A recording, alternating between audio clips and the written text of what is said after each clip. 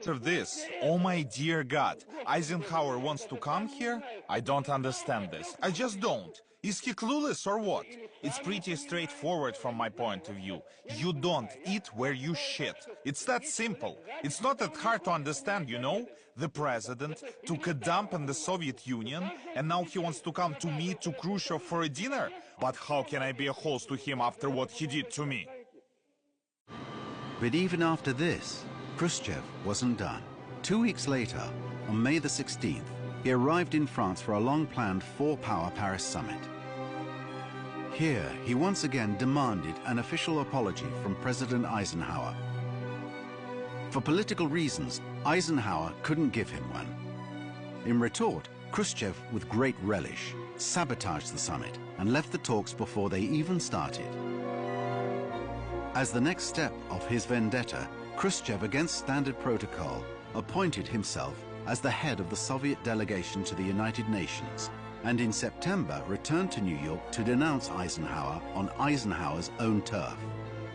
At the UN, Khrushchev met Fidel Castro for the first time, and one day, protesting a speech, took off his shoe and briefly banged the desk with it. Paradoxically, this 30-second-long shoe-banging incident would become the most famous act of his life in the Western collective memory. In 1962, Khrushchev sent Soviet nuclear missiles to communist Cuba.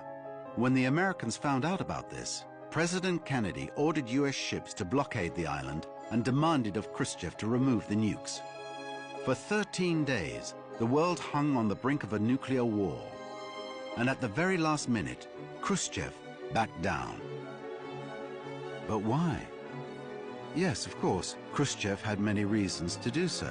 After all, he was a wise and masterful politician. But what if love had something to do with it as well?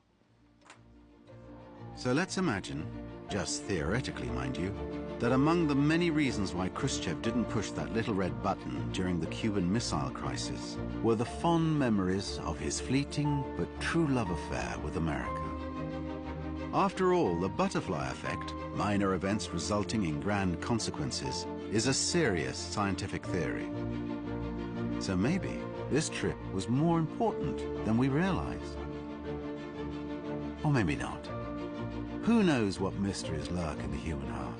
And who knows what mysteries lurked in the heart of the pudgy Russian with the big smile, who roamed across the United States so many long years ago?